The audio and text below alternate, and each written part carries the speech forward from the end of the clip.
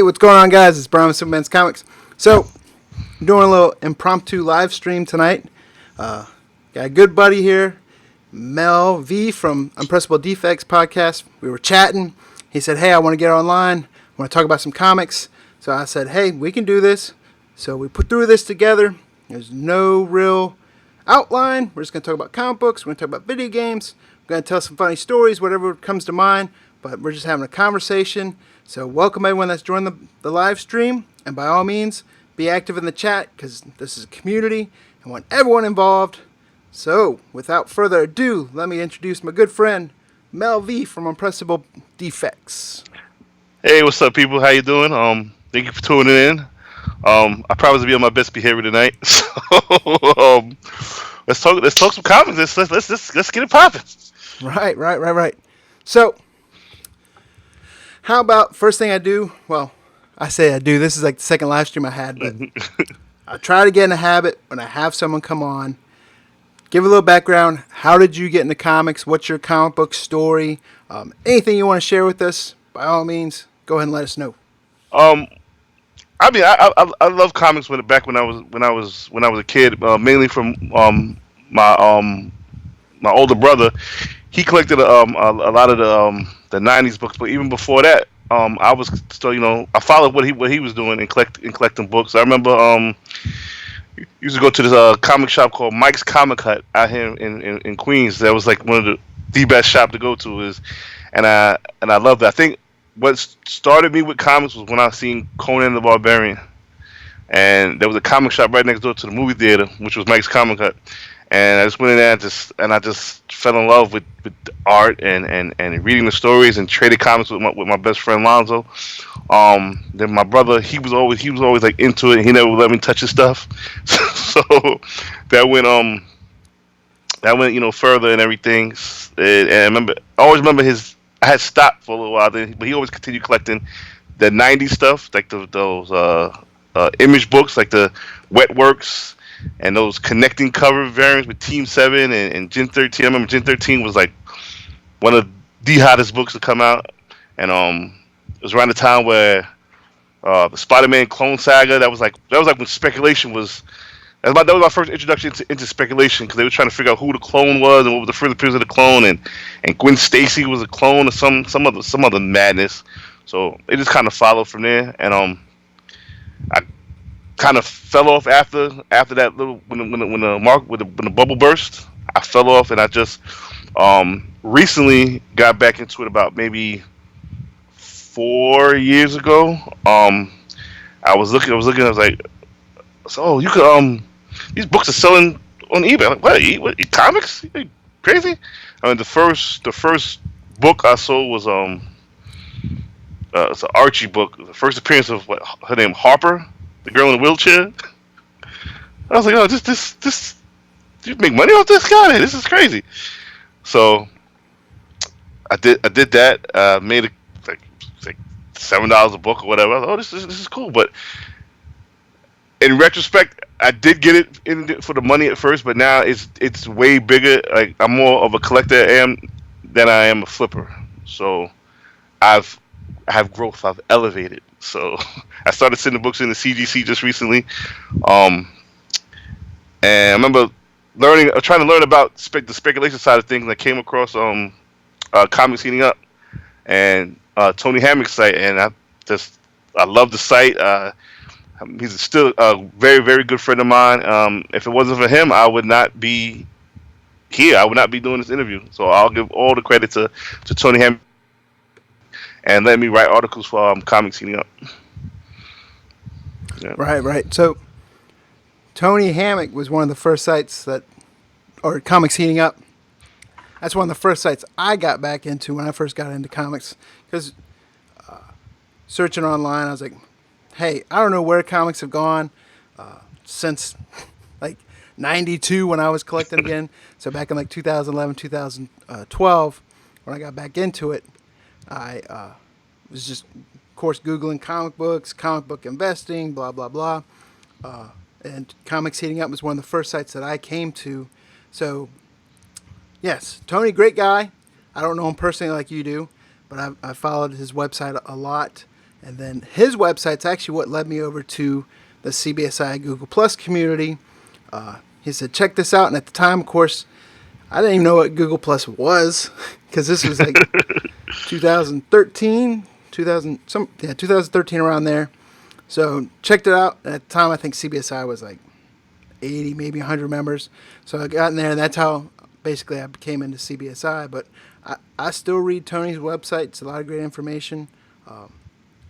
I think a lot of people, there's a lot of feelings, it seems like, in comic books lately, but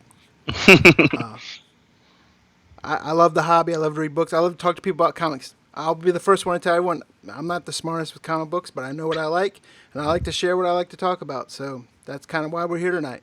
Yeah, I'm pretty much. I can admit I'm not a great speculator, barely even good. But if I could introduce people to I like more like the independent stuff. I used to write an article called Big Gems from the Small Press, and I met a lot of great indie artists and indie writers from the ground up. Like a lot of great companies like Creature Entertainment. Those some great guys. And to see the growth of their book, like the happiness that when people buy their book, I've always loved the smiles that the creators have when I approach the table and buy a book or talk about a book. So that always gives me joy because before comics, I had a hip hop radio show. It was called Treasy Radio Show, and it was for strictly unsigned artists. So I was giving them a chance because they didn't have a chance to get on the radio and do their thing. So I just made my own radio show for strictly unsigned artists because everybody deserves at least one chance to be heard, one chance to be seen, one chance to get your talent out there. So I incorporated that with the independent comics. So I was like, I want to be one of the first people to introduce people to a lot of good and refreshing books. So that's what I like about that. And how I got to CBSI was I was in Baltimore, and it was the first time I met Trey was through Tony, and I was on CBSI. I used to be called, my name was Peter Potassium. I had a piece of broccoli as my name. I mean my little picture or whatever. So Trey was like, "Oh, you're Peter Potassium?" I was like, "Yeah." I met Trey. Trey's wonderful guy. He welcomed me to CBSI with open arms, and history was made. He asked me to come on the podcast, and I'm here with 116 weeks straight. Right. So Big Dogs 275 is in the chat asking if Mike's Comic Shop is in Ridgewood, Queens, next to that theater. No, Mike's Comic Shop was it closed down. It was on Northern Boulevard. It was in Flushing, Queens. There used to be a theater on like 164th Street and Northern Boulevard. And the shop was right there. Then he moved the shop down to 154th. Unfortunately, Mike passed away a little while ago. When I found out that news, that hurt because he was like my Stan Lee, I guess you could say, because that's who I used to get all my books from. But you might be talking about Royal Collectibles. That's another Mike. It's like seems like everybody named Mike is in comic book business. And in New York. And in New York. So I think you might be told because Royal is, you could say it's Ridgewood. Yep. So, what type of comic books do you like collecting? Do you have a favorite character? Do you have a favorite publisher? Do you have right now? My favorite character is my favorite character has always been Venom. Cause I always like how he's like evil, but he turned good. And I love the way he's drawn. I love the way he structured out. You know what I'm saying? And I'm liking the run. I'm liking the run right now. What Donny Cates is doing with the run. My favorite publisher, I would have to say right now, DC. DC's putting out a lot better books than Marvel is. Excuse me, than Marvel is at the current moment. I love Super Sons when I read it. Before and this issue when it just dropped. I like the fact that it's a different take on Batman and Superman. It's a kid's take, and I like the dynamic of like Damien is a can I say prick? he's like a prick, and John is like the goody two shoes. But you can see a lot of his stuff is rubbing off on John. I want to follow that dynamic going forward. So DC probably my favorite publisher. My favorite character would be Venom. So, did you read the new Super Sons #1 that came out this week? Is that what you? Yes, I did. Yeah. Yes. So, I didn't read many books this week. I read Super Sons, I read Leviathan, and of course I read Infinity Wars. But I enjoyed Super Sons. I like what's going on. This Rex Luthor kid. But who? This Joker Jr. character. He's been around before. That I'm not even sure because I was like, because what you had like it was like Teen Titans but with all the villains, right? You had Kid Deadshot, Brainiac, Brainiac, Captain Cold, the furry dude. I don't know what I forgot what the furry dude name was, but I think it's gonna. And then they introduced Gold Kryptonite, and then I went back and the first Gold Kryptonite was Action Comics 299. Shout out to my man Topher on that one. But we'll see where it goes. I mean, it's a good book. I mean, they say it's a kid's book. So it's a good book. I'm big on Moon Girl also. Yeah. For the simple fact that I cherish my little niece. So right. She sees the book and she has hair like her. So she's like, oh look, her hair's like mine, and she loves Moon Girl. So anytime and then also my buddy Valiant Horton, he's a big Moon Girl fan also. He put me onto a lot of the Moon Girl spec. Valiant Horton is a fantastic speculator. Anytime I give a chance, I always give him his props. That dude, he knows his stuff, and he put me onto a lot of Moon Girl stuff. And a lot of Moon Girl stuff I passed off to my niece, but then the book started blowing up like crazy. I was like, wow. It's good. It's good to have those characters for my niece and stuff like that. So yeah, I mean, I'll give you a lot of respect for your reason behind it, but to me, Moon Girl could be the next Amazing Fantasy 15, and I would still like. I can't bring myself to get into Moon Girl. I had bought it when it first came out, and then I ended up selling it on eBay. And then I have a buddy Matt that I work with, he's like you, man. He's all about some Moon Girl. It's like an ongoing joke that when we go to the comic book store, he's like, Brian, don't you want to get Moon Girl? And I'm like, nah. He's like, come on. It's the first appearance of Devin Dinosaur. I'm like, Devin can sit on the shelf. Well, I had reason about the Devin Dinosaur thing. If she's coming out on a cartoon, right, she can't be running around with something called Devil Dinosaur. I'm sorry.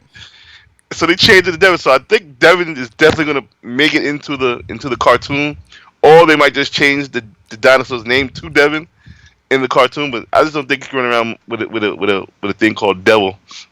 Right. They might call it like Danny. I don't know. Devin. But yeah, I see where you're going with it, and I'm not knocking you against Moon Girl. It's just that's not my cup of tea. But, it takes different strokes to move the world, man. Yeah, and Iron Cardinal in the chat says his favorite publishers are Image, Marvel, Dark Horse, then maybe DC. I'll agree with him on Image Comics. I think Image Comics right now has probably the best stories, especially outside of superhero type stories. Image is doing a lot of fantasy books, with like Ayasola, Scales and Scoundrels. Yeah, and what is Leviathan like a fantasy book too? So Leviathan, I read that this week, and I came out of it liking it more than I thought I would.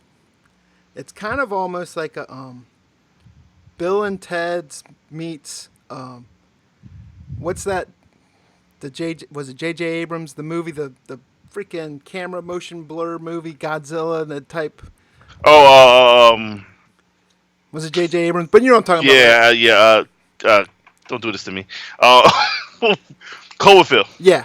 So it's kind of like that, but it's got, to me, like when I first started reading it, I wasn't a big fan of the art, but then as I read more and more through the book, I actually think the art goes with the story because it's supposed to be like a monster story, but with kind of, it seems like there's a sense of humor type to it, but not to be just a funny comic book.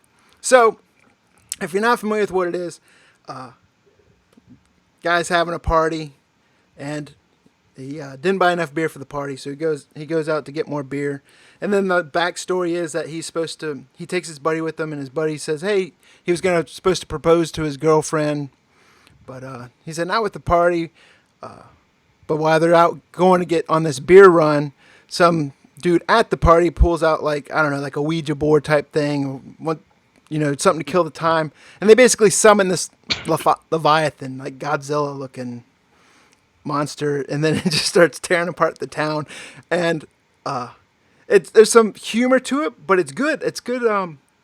There's good action to it as well. So I enjoyed it. I'll definitely read the next one, but I'm probably not giving it the quality review that it deserves. But I enjoyed the book. What about Bone Paris? I read that from Boom Studios. That was an interesting book. That was good. So, usually anything Cullen Bunn's pretty good, right?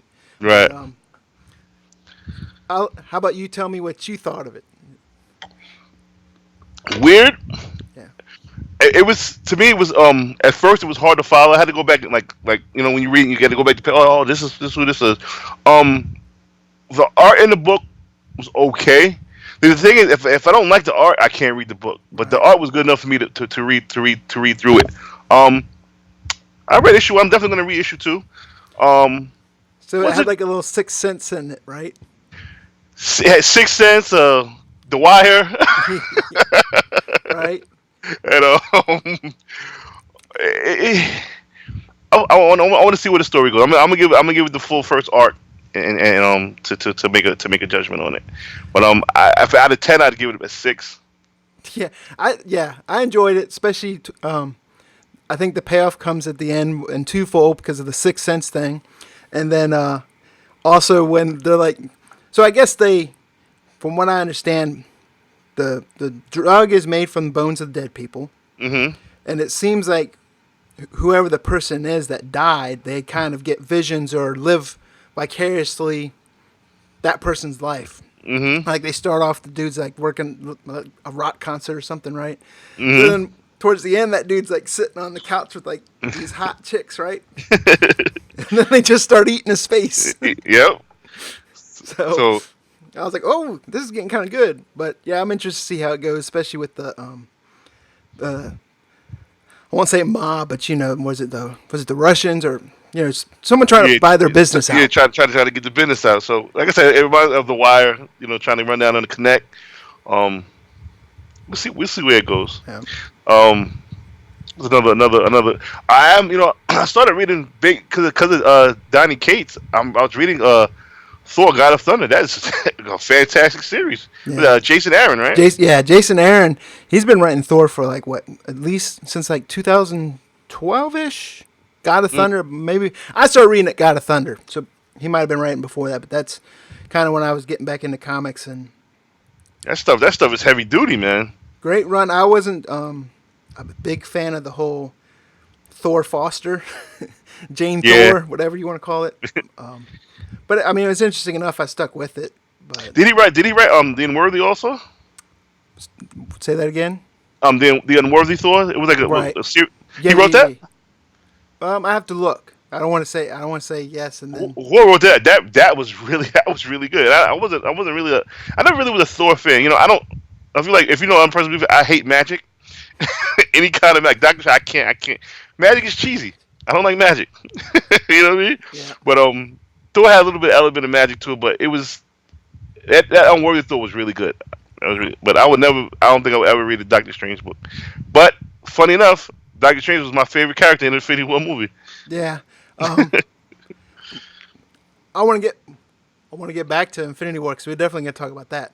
But I like you. Like I didn't really start reading Thor until Justin Aaron.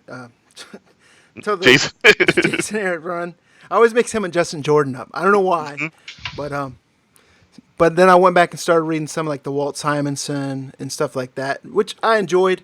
But I think I started reading Thor comics because of I read off and on, but I really went back and started reading more because of the actual Thor MCU movie with Hemsworth. But when I was a kid, I didn't understand Thor because like I used to like I said, I used to, look at the older books, and it was never Thor. It was just what was his name, Donald Blake, and I never really understood what was going on with the whole Thor thing. But that's neither here nor there. But I'm liking this run now. The God of Thunder, I'm loving it. So we got a couple new people in the chat. We got Adam Erickson. We got Symphonic Elk. We got Regime Seabrook. Welcome aboard, guys. Trying to keep up with chat, trying to make sure we address y'all's questions, because I don't want to just be like, trust me, I can sit here and talk to Mel all night because I love me some Mel, but hey, let's get everyone in the chat, and then we'll create this a conversation for all of us. And if you got any questions, ask away, because Yeah. once I reach this line, we're going to go to darkness. And despite what people might think, we aren't the real life Peter Griffin in Cleveland.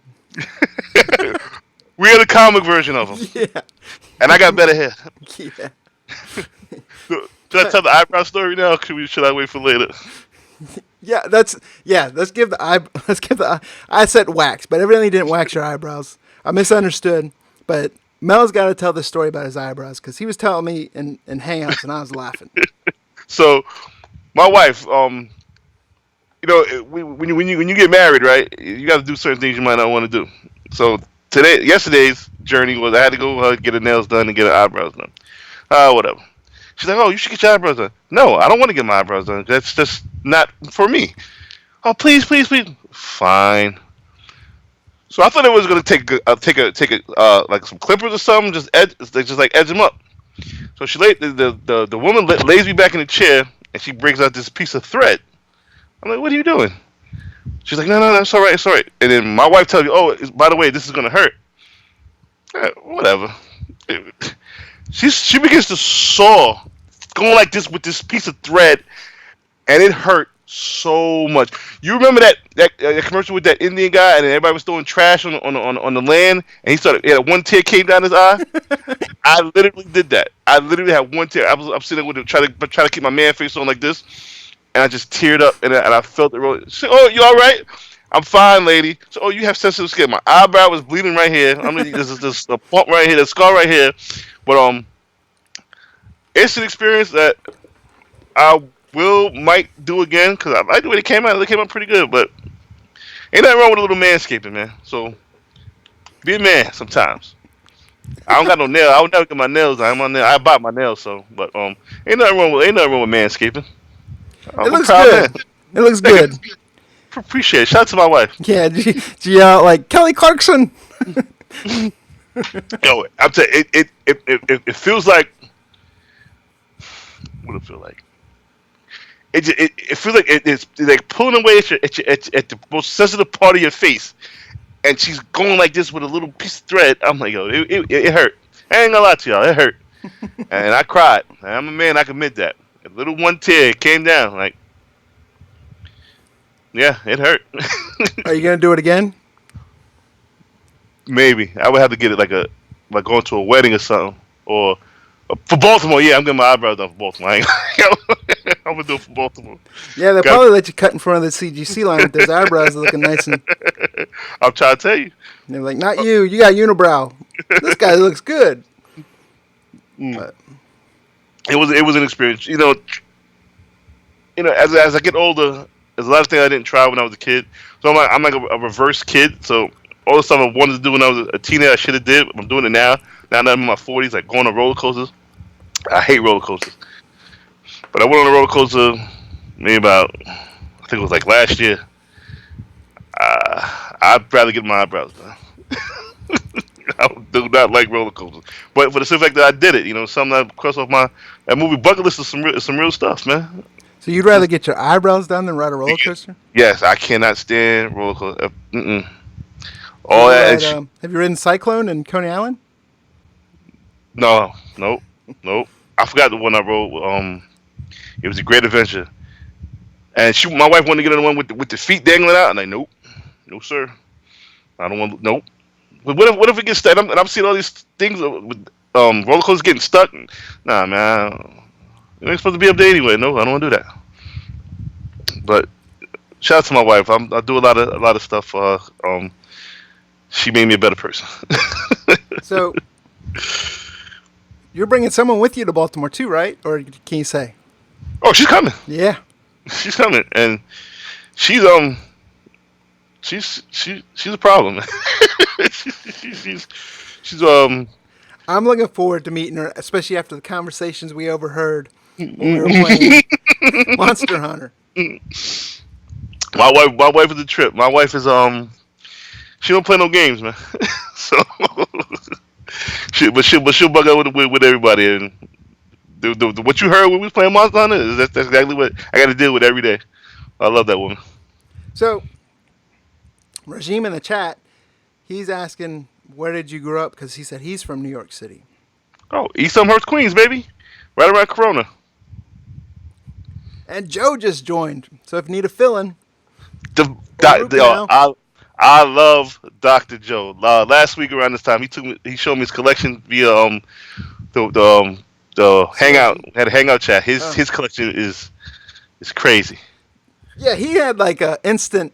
Well, I won't say instant. That's not doing him justice. But it's like I want to say just add water, and he's at boom. He's got this like, which not really. He's worked at it and built his collection up. But yeah, he's pulling out 9s. I wish I could have. I'm like begging him like, Doc, can I have one? So I was like, what was that kid's name? Can I have some more porridge, sir?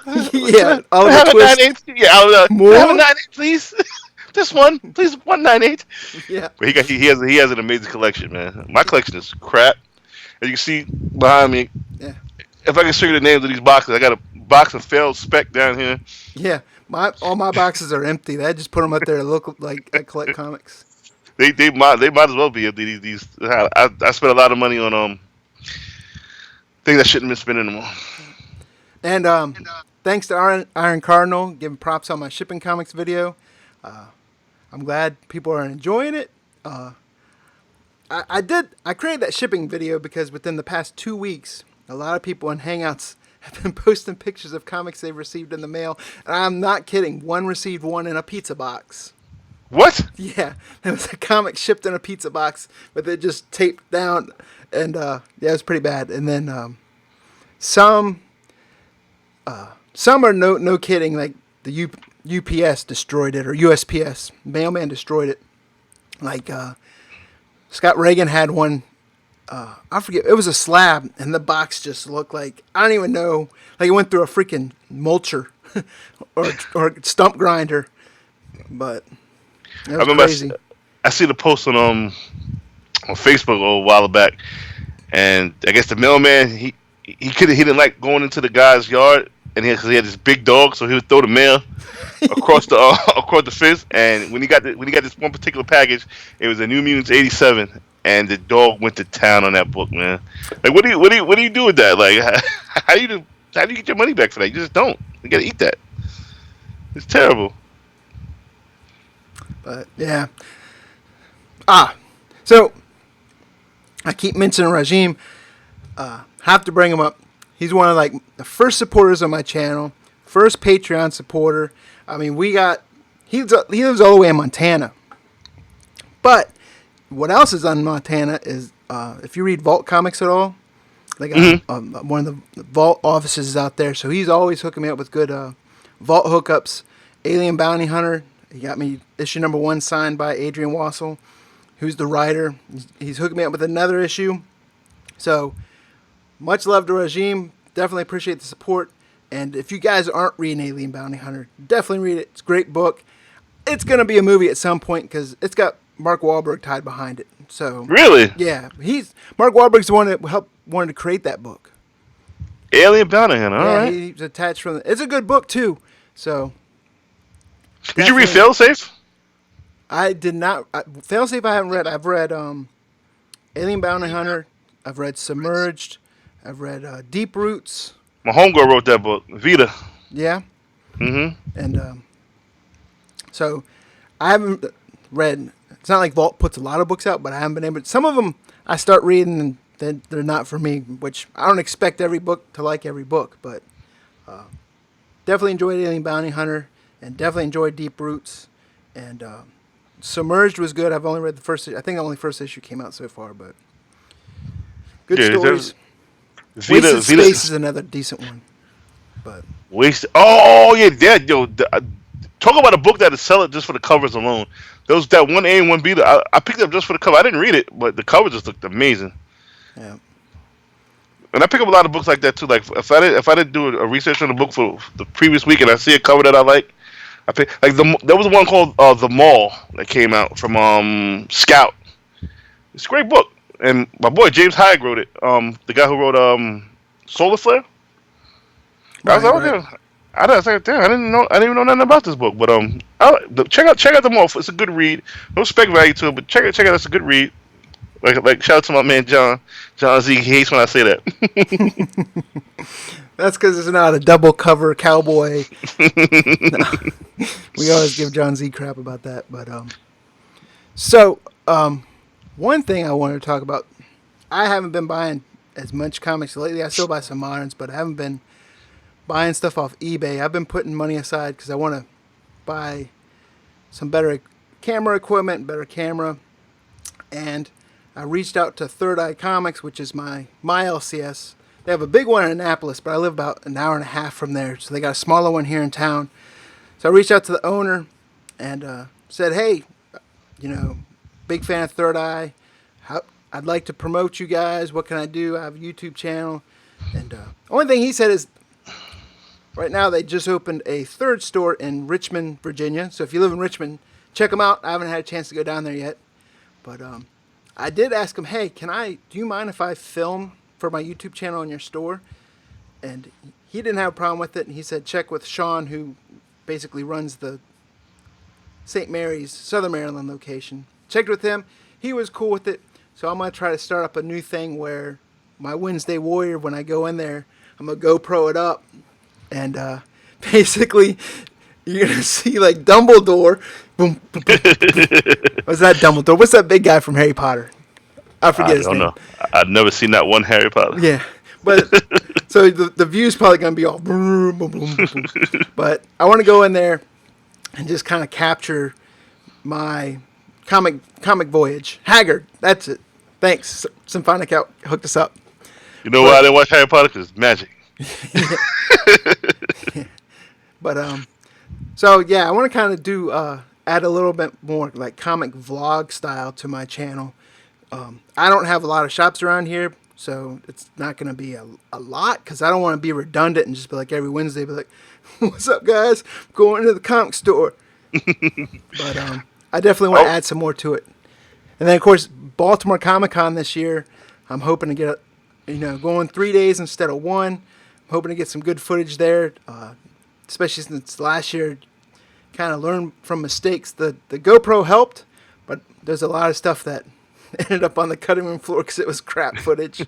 But you put together an amazing video. That one video that you put together with the music behind it. That summed up that whole weekend. So yeah, you didn't go to the casino, right? No. Paul? Oh no, my God! There the day late. Oh my God! Let's just say you got to be there this year. Yeah. The whole Paul's problem. Oh my God! But, that lady wanted to kill that dude, man. So Fat Dad Comics, he's in the chat. He said he was at Third Eye Grand Opening in Richmond today. So I guess they had a soft opening a couple days. And when I was talking to Sean at this Third Eye, because I saw Third Eye's Instagram said like a couple weeks ago, 3 weeks ago or so, that they had a huge announcement coming. So when I was at the Third Eye here, I said, hey, what's the announcement? And that's when they said they were opening a Richmond store. And they said that it kind of came out of like nowhere. Like the opportunity fell into the guy's lap to do it. So I thought maybe they were going to be boosting like their online presence, maybe having like more e-commerce type shopping, but turns out it was a whole other brick and mortar store in Richmond. So I'm definitely going to try to check them out. Let's go. Hold on. Give me 1 second. I'll be right back. Gotta use a little boy's room. But Hagrid. But so speaking of Third Eye real quick, if you guys haven't, I mean, I don't want to sit there and sell them up, but I definitely enjoy it. I think I'm lucky enough to have them as my local comic book store. Every time I go in there, I mean, they're not pushy. They always help you out. Of course, they'll ask you, "Hey, are you looking for anything today?" Which is helpful because I've gone in comic book stores and they just leave you alone, and it's dirty and dingy and smells like grandma's drapes. But they usually take care of you. And another thing I like about Third Eye is I used to do a lot of DCBS pre-orders. I don't, especially variants, I don't get them from DCBS anymore. I'll usually email Third Eye and say, "Hey, I'm looking to pre-order this." And within 24 hours, they'll say, "Yep, we have this. This is what the price is going to be. Come in and take care of it." Or they say, "We didn't order enough. If you want to order it, we'll add it. But this is what the price would be to add to the order to get you the variant." So Third Eye definitely takes care of me. I'm happy, and I definitely enjoy it. The store down here doesn't have a lot of back issues, which they tried adding them at one time, but it didn't go too well. But the Third Eye in Annapolis, their main store, last year at Baltimore, I planned on going back to Baltimore on Sunday, but they pulled the fire alarm. So I told my buddy Matt, "Hey, let's just go. We'll check out Third Eye on the way home." And they added a bunch of back issues. So I bought a bunch of back issues there, and they keep adding them. So the Third Eye Annapolis, they have a bunch of back issues and key issues. I will tell you, they are aware of what they have. So you can find some deals, but it's not going to be like you're not going to get Overstreet Price Guide prices for stuff. What's the owner's name? Steve. Steve. He took care of me. He took care of me with some heathens, and it was another female. I forgot what her name was. There's Trish, and then there's I want to say Ashley. No, I think it was Ashley. I think it was whoever does the female that does the online the thing for the order. I think her name was Ashley. But those guys those guys are great guys, and then even at the cons, they're such great people. So definitely big shout out to Third Eye Comics. Lexi, Trish, and Sean are the people I usually deal with, and then Steve. Oh, he's great. He always gets back to me. I know that guy's got to be busy as hell. And to me, I mean, I think he's like the Wizard of Oz because I've talked to him, but I've never seen him. He's like behind the curtain. But great guys. And yeah, they do have some great signings. I mean, they got, especially at the Annapolis store, they got a lot of good signings. Yeah. And it's usually either great up-and-comers, especially with a lot of image creators, or they've gotten like Scott Snyder a couple times. Really? So, yeah. They only had one down here in the St. Mary's location, and that was what's that comic? Was it like Wild Blue Yonder? There's an indie comic that came out. Something like Wild Yonder. Well, they did a signing for it, and I guess it was like right after the store opened, and not many people showed up, so they're like, "We're not doing signings down there." But I saw they are getting ready to add some signings to this location. I think their clientele has started building up. In fact, I know it has because if I'm not in there right when they open now, it's like you're not getting any DC cover Bs, but good store. The thing, like here in New York, the stores, the brick and mortar stores are thriving. I mean, they actually opened up a new comic book store out here in Manhattan, West Village Comics. Shout out to my boy Kirk. He just opened up a store. So to see that and all these brick and mortar stores in New York doing good, I mean, I think it's a positive sign for the comic industry. I mean, I know that if they're going towards digital and they're going to get rid of the print stuff, I think that's a bad idea. But I love that stores are opening up, and I love that stores are thriving. It's a good thing. I can't read comics just digital, like a digital comic book. Like I want to have the pages. I'm old school. So I've been reading them. I buy them floppies, but I usually read them digitally, and I usually read that. Was it Read Comics Online or .io or whatever it is, which is a decent site, but sometimes, man, it takes forever to load, and I'm sitting there waiting for the next page. Man, listen, that site just. You ever go to a bar and see a girl you just know you shouldn't deal with? That's that site. Yeah, especially if you try to scroll up the page, and next thing you click an ad or something, and it's just you get a lot of viruses, I see. Yeah. So that reader, what part of New York was he from? Oh, he said Hell's Kitchen. You're talking about Regime? Yeah. Yeah, Hell's Kitchen. Yeah, that's right. That's where Midtown is in that area. Midtown Comics over there. Yeah, he's like Daredevil. So shout out to this fellow New Yorker, man. Salute. Yeah, one of my best friends is from Sheepshead Bay up there. Brooklyn. Yeah, Brooklyn. Brook, Buddy Brooklyn from the Marine different. Corps, and great guy. He's his parents are immigrated from Turkey, so they moved to Brooklyn. There's a big Turkish community there in Brooklyn. I'm sure there's probably other places Bro- too, but Brooklyn is Brooklyn different, man. yeah, Brooklyn different. It's you got Queens. The Bronx is crazy, but Brooklyn is just Brooklyn different, man. so yeah, they lived and me, I'm a Virginia boy from Virginia, so I'll talk to anybody and everybody. If someone walks by, I'm like, hey, how you doing? It's not that way in Brooklyn, especially No, where he lives, because he's Turkish, or the Turkish community, but also right there where they lived, it was a big Hasidic Jew community.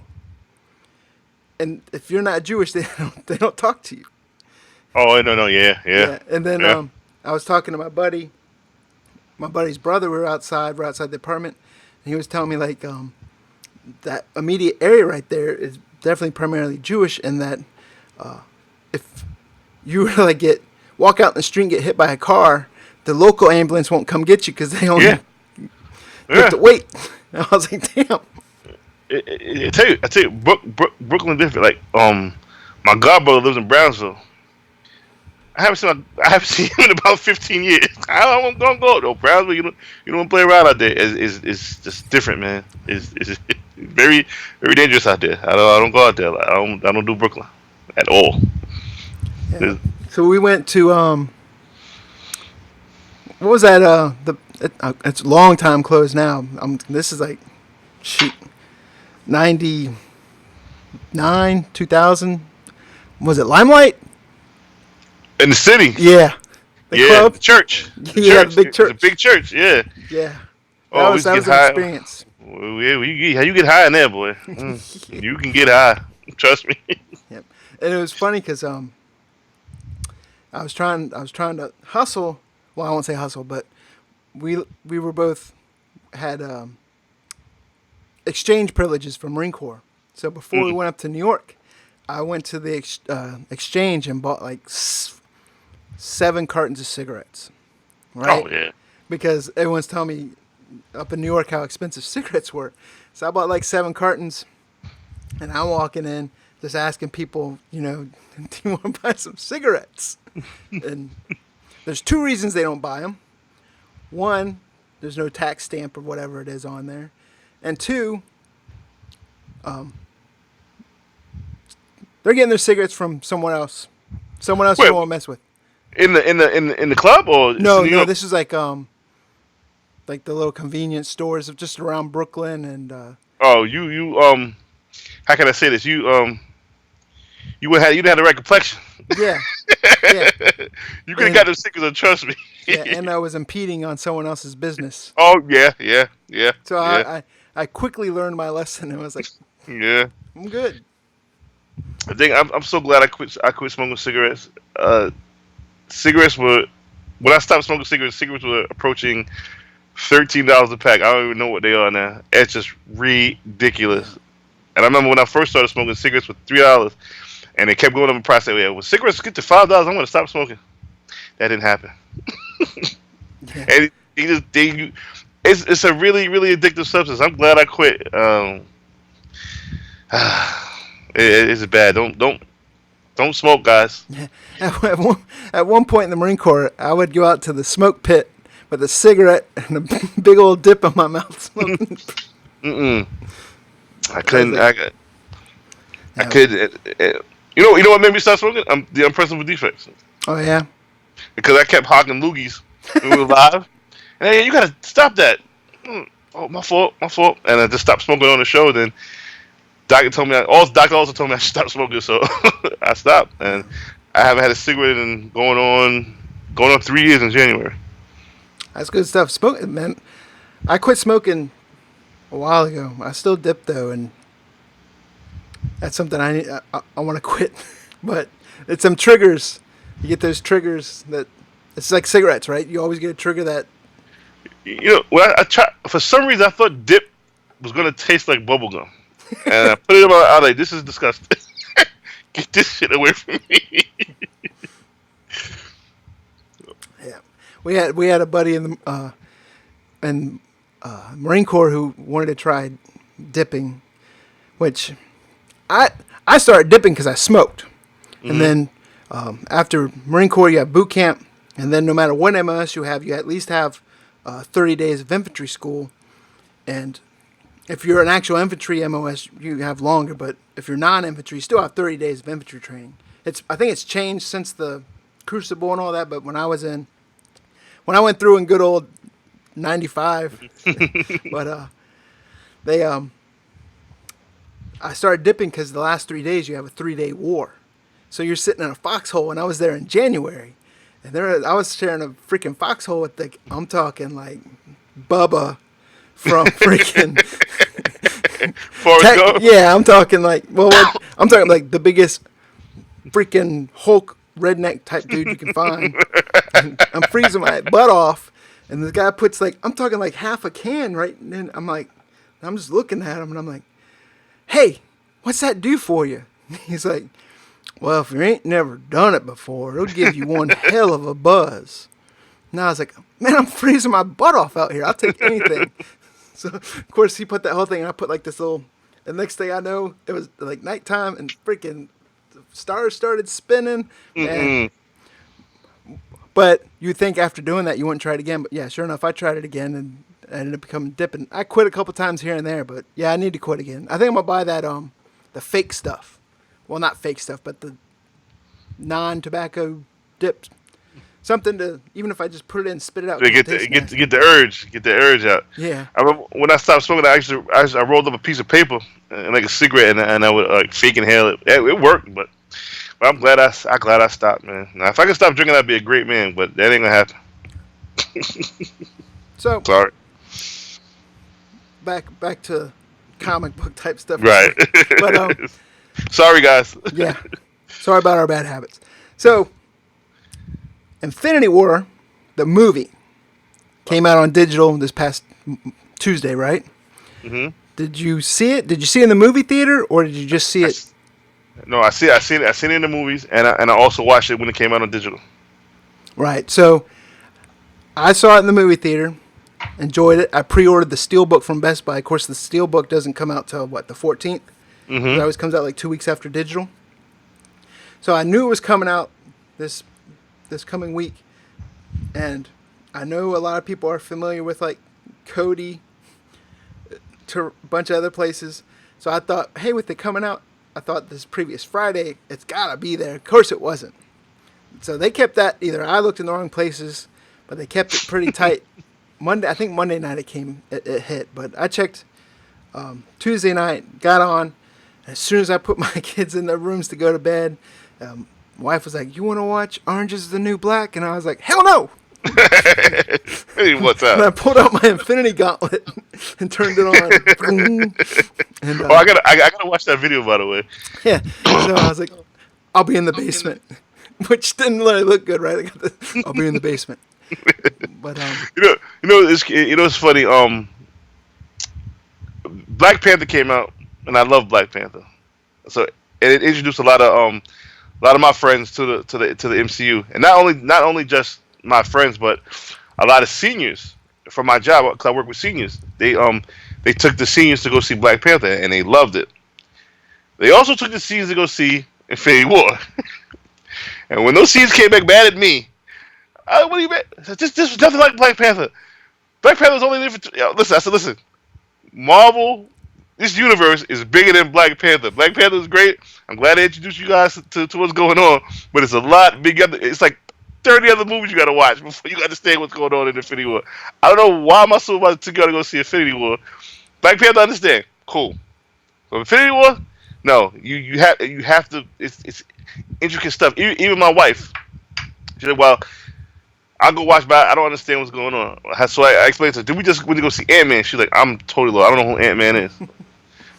But she enjoyed it. I was like, there's like a whole other part to this. See, I want to watch part 1, and she loved, because she likes Dave Bautista. Oh yeah.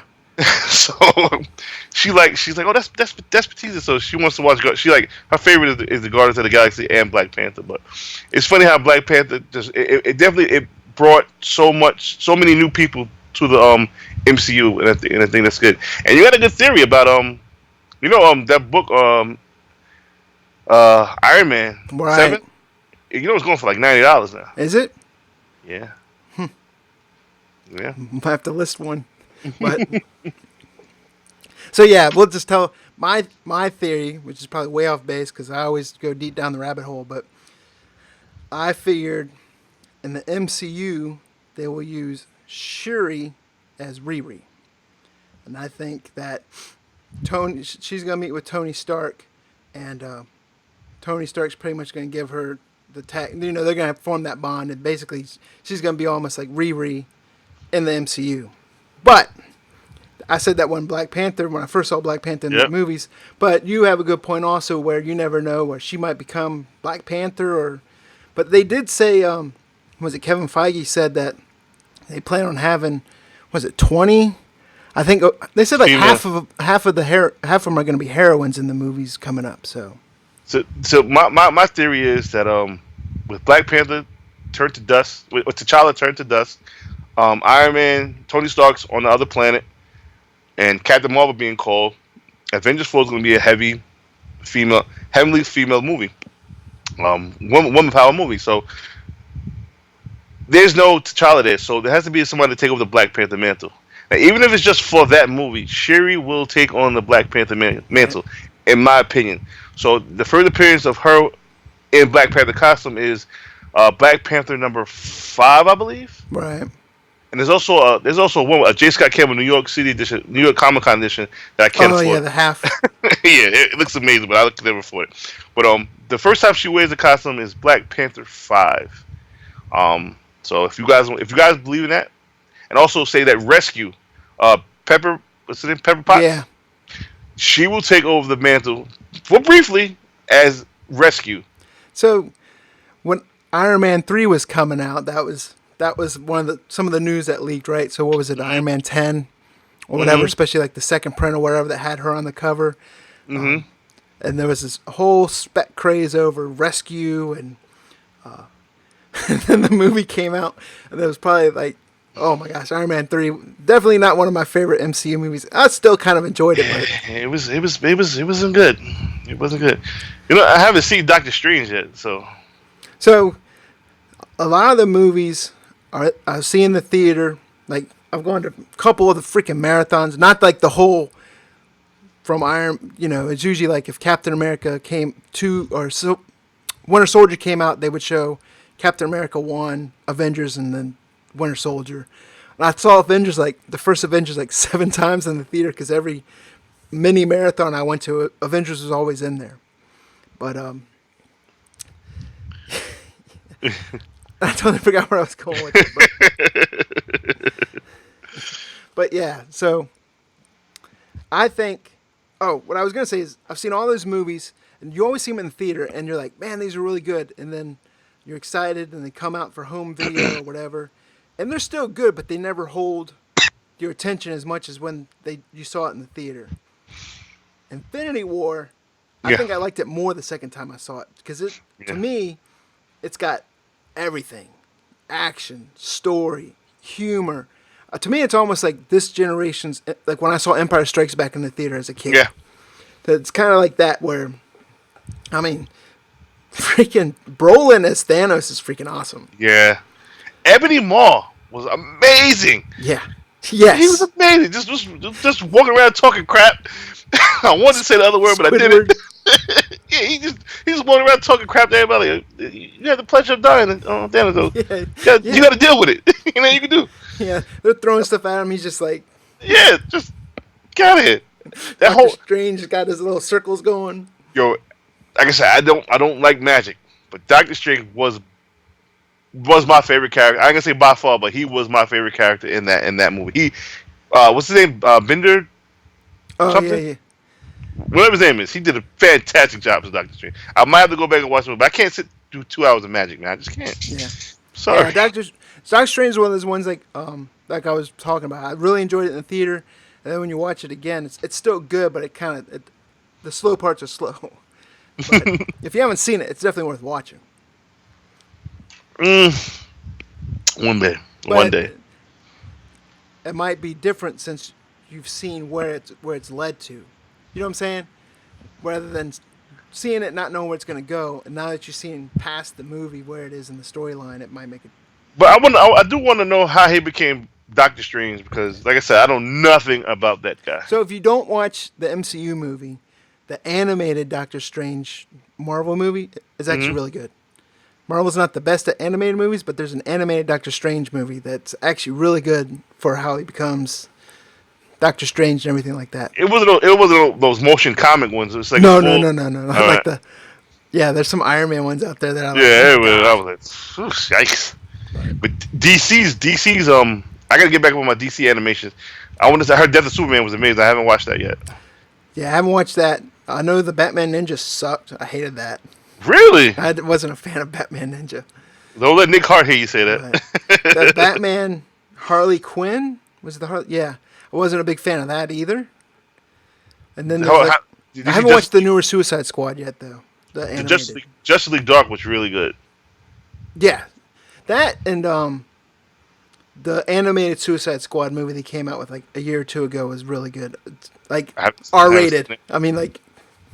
Really? Yeah. That's the thing. I was watching one on HBO and they cursed more than I did tonight on this chat. Yeah. But I'm like, whoa, really? Y'all doing this? Oh, okay, I can get down with this. What's the name having sex? Batman boning Batgirl? Like, whoa, what? This didn't happen in the book. Right. Like, calm down, Batman. Like, she's like 12. Yeah, and the chat, Iron Cardinal saying that he doesn't agree. He doesn't like the Shuri idea, and he makes a good point. Like Shuri's her own character and Riri's her own character, which I agree.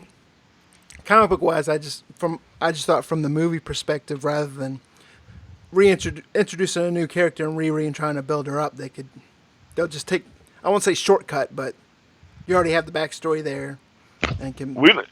They got the rumor coming. I think they're gonna go forward with the Riri thing, but Shuri has a book coming out, a solo comic. I don't know how that's gonna do. I'm worried actually because if Black Panther didn't sell, well, what's Shuri gonna do? Yeah. And I mean she's a great on-screen character, but I wouldn't want to read a series. My niece would. She'd check it out. She loved her too, but I wouldn't. I'd read Moon Girl before I read Shuri. That sounds crazy, but it is what it is. So, a lot of books come out every week, and it's hard to read all of them. But one book that I've been wanting to read that I haven't been able to read is. Have you read any of the Wakanda Forever, the Spider-Man and? Oh, nope. Yeah, so. Guess we won't talk about that, but that's one book that I want to pick up and give a read, with, especially with like the whole Dora Milaje. Like, I think they're actually like the antagonists from what I read in the books, but I don't know. I have to give a read. Kind of just killed the. I'm sorry. That the new Black Panther series. It was all right. The one before, the one with the further appearance of Shuri, that series, that was really good. I didn't read any other Black Panthers before that. The only one I read was the newer Black Panther. I didn't like that. I mean, it was. I'm not gonna say it was bad. It just, it didn't gravitate towards me. That's when they like expand it, right? They say Wakanda's bigger and they like doing stuff in space. Are you talking about the one before? Yeah. No, well, the one before and the new one, like Wakanda's in space now, and now what's his name still writing it? What's Kate? Yeah, Tianasi. I'm gonna kill the name, but yeah, me too. I met him in New York. He's a good guy, but I don't. And this is gonna be tough for me to say, but I don't want politics wrapped into my books. I'm all for diversity in comics, but I don't feel that they should change a character just for the sake of diversity. Right. I've always said that. I'd rather get a new character. Like that's why I like Riri. It's also why I like Moon Girl. You know, um, I just like it was a time. It's a time in Marvel where you just doing diverse stuff just to be doing it. That's how I felt. You know, it's like why just make a new character. And they did try to make a new character with the kid from the Inhumans. That it failed. Oh Uh, yeah, Mosaic. I hope he comes back strong. Now, if Donny Case was to say something like, "Yo, Mosaic is going to be the one to kill Oh Vox" or my something like god. that, watch what happens. Yeah. Watch what happens. But I'm just create new characters. You know, I mean,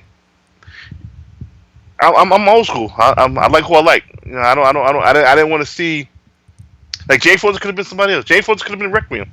So, um, Moon Girl, and then what was it Princess Fisk, and now we got Crush.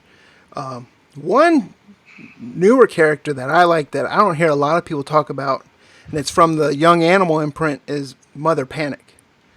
Now, I don't know nothing about Mother yeah, Pat. Tell me, school me. I went back and read Mother Panic. I haven't been reading much of the newer since the Milk Wars, the AD title, but I think it's like 15 issues, 13 issues of Mother Panic before that, and those were freaking good. So it's almost like a Batman meets Black Widow type story where she got raised by these people and they trained her to be like this assassin, and then she goes back after him. But it also takes place in Gotham City in the same universe. I mean, Batman's there, everyone's there. So I could see, I'm not going to spec or anything, but I wish, I mean, I have bought some of the comics and I'm keeping them, but it's a good story. But I could see if they wanted to, they could take her and bring her over in like to Detective Comics with how they got that team atmosphere there. But she's a great character. She's with the Young Animals thing, Yeah, it's right? that Young Animal imprint. So it's a little bit darker than, well, I won't say darker, but a little heavier on in the storylines. Like she kills people, but it's a good story. And so I enjoy Mother Panic, but I don't hear many people talking about it. They're always talking about Princess Fisk or Moon Girl or anyone else. But so if you haven't read Mother Panic, if you got a chance, at least I'm gonna check it out. Give it a read. I'm gonna check it out. What's the first appearance of Mother Panic? Mother Panic That 1.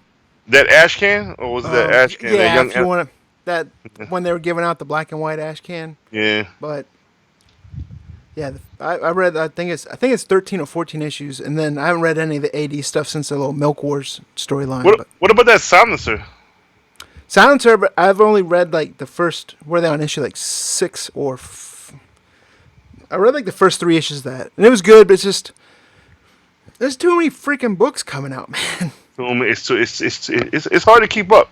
It's definitely hard to keep up. It's hard to keep a pull list too because weekly I spend. I try not to spend $100, but every time I'm like, "Oh, this is a terrible week," I wind up spending $60. You know what I mean? Yeah. And I'm not flipping at the rate I was flipping before. So I keep a lot of stuff because there's a lot of good books, and it's not about flipping comics. You know, I learned that. I was. It's a slap in the face for the hobby to just go buy books just to flip them. And admittedly, I did that at one time, but now I don't do that. I mean, I do sell, but I don't strictly just go for the flip. You know, it's disrespectful. I've gotten to where I'm running out of room to put comics, so I don't buy as much stuff because I was like, well, I need to get rid of stuff because I have a lateral filing cabinet behind me and then a couple boxes on top, and I don't want to keep buying more storage. So I need to either get rid of some stuff, and that's the hard thing because I'll go and I'm like, oh, I want to get this and read it, but then I'm like, no, I'll just read it online, and then but I'll still go to the freaking store and buy freaking books that I shouldn't be buying. Yeah, I do it all the time, all the time, all the time. We almost hitting darkness. What are some fan questions? You got any fan questions? let's see here. We got Joe Seaborn saying we need more transgendered minority homosexuals in comics. I mean, why not? I mean, they're everybody deserves a hero that looks like them, or they can relate to. So I agree. Just make a new character. Don't turn an original character into something that he never was or she never was. You know what I'm saying? Make a new character. If it sells, it sells. If it doesn't, well, it is what it is. So he says he's joking, but I don't think so. I love Doc Joe. Doc Joe's the greatest. So yeah, we're just giving him a hard time. But yeah, I agree. I think as long as it's organic and not, let it be organic. Yeah. But they turn Iceman gay. Like, why Iceman?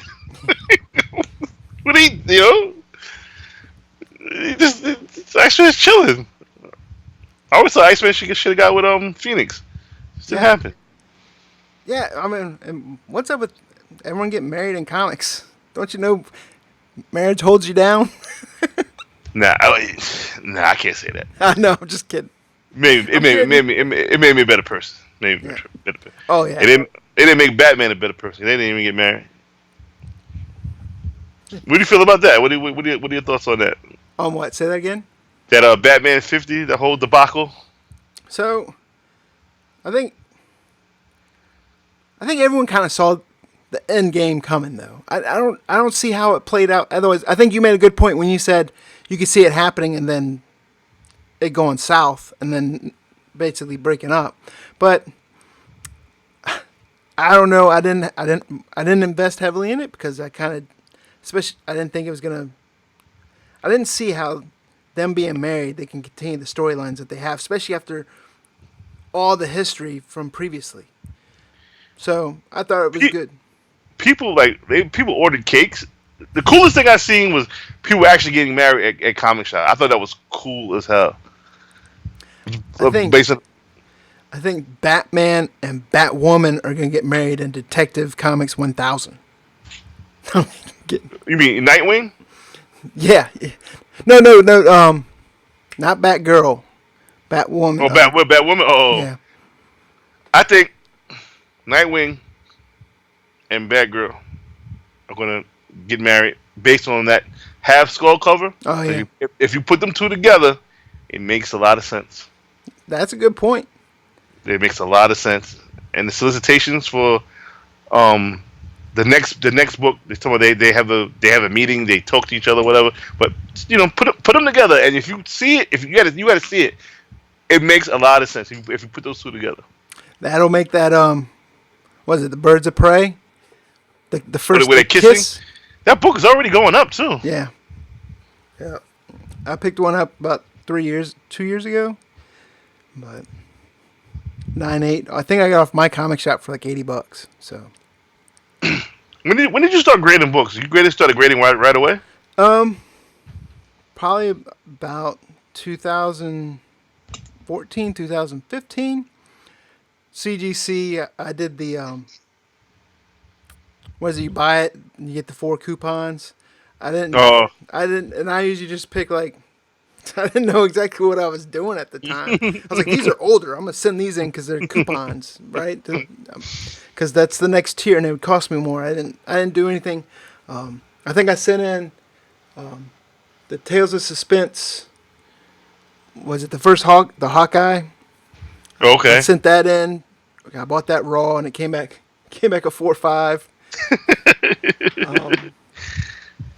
So a couple of Silver Age Justice League, because I was still new back in the comics. I was like, these are older. They're gonna be. I gotta get them graded. But so yeah, I've learned a lot. I haven't submitted anything for grading in a while, mostly just because I've been lazy. Like I get stuff, I'm like, oh yeah, I'm gonna send it in and get graded, and I don't. This is the shout out to Jimmy. Jimmy and Trey. If it wasn't for Jimmy, Trey, and Sean, actually, and Coy, if it wasn't for Unpressable Defects, I would never be grading books. I came across the Zombie Tramp, self-published. Jimmy's like, why don't you just get it graded? I don't want to get it graded. I want to sell it now. You stupid. Just get it graded. If I would have got those books graded, I probably would have sold. I probably would have sold them for 1,000 a piece. But instead, I sold it 1,000. I had Tommy Tramp self-published 1, 2, and 3 at 3 sets. I would have made so much more money if I would have just graded them. So I finally started grading books, and if you guys just if anybody's listening to just started grading books, it's very very addictive because and expensive. Now the reason what makes it addictive is because you want to see what your grades got. I'm checking the site every day. Oh. Guy, I'm sorry. No, I was gonna let you finish, but you got to go into your recent submission.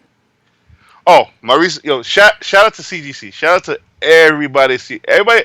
All I've been hearing about CGC is how they got bad customer service and CGC takes forever to ship. So I got in contact with CGC. It was actually Brittany, and shout out to Brittany. Brittany helped me a lot in Baltimore. And Brittany's doing a lot. She's feeling a lot better. She had gotten into a little accident with her, but she's feeling a lot better. She is one of the most fantastic people at CGC. And also Christian. I didn't get the other guy's name who helped me out on Twitter, but they helped me out. I had a book. I had pay for Fast Track, right?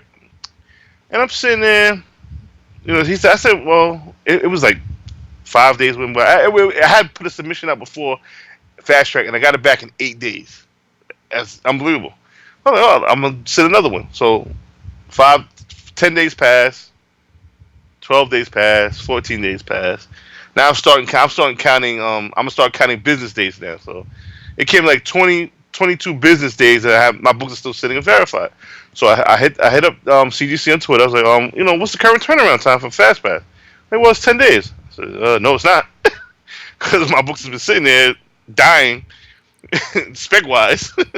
I want to know, can you help me? And they went out their way. They helped me get my books, and within 8 hours, I got an email back. I got an email back from Christian. Say, yo, listen, we're running a little bit behind schedule, but I'm going to refund you your Fast Pass money, and we're going to get your books out. My books are graded, and they're on their way, and I got my Fast Pass money back. So I don't care what you guys say about CGC. CGC is a great company right now, and their customer service is top notch. So shout out to CGC. Because I kept watching them Hangouts. You're like, hey, what's everyone's turnaround time so far? Yeah, I'm being political about it, Yeah. Oh, yeah. I mean, you got one.